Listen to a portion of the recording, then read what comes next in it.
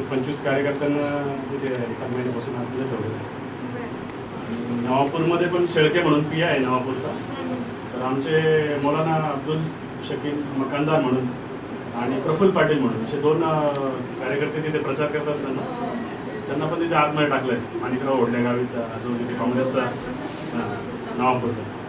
तर ह्या गणताडीपर्यंत शेळके जो पी आहे तिथला, त्या शेळके पी आयने ATSची धमकी दिली.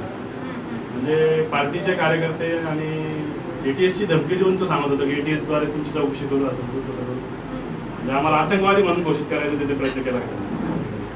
याचं आम्ही राज्यव्यापी आंदोलन आता आजपासून सुरू करणार आहोत. तर याचा पहिला भाग म्हणून आज तुम्हाला निवेदन देत आहोत.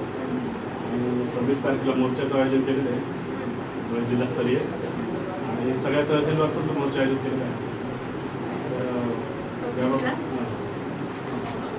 या प्रकरणाच्या बाबतीत आपण राष्ट्रपती महोदयांना आम्ही निवेदन तुमच्या मार्फत प्रकट जाऊ.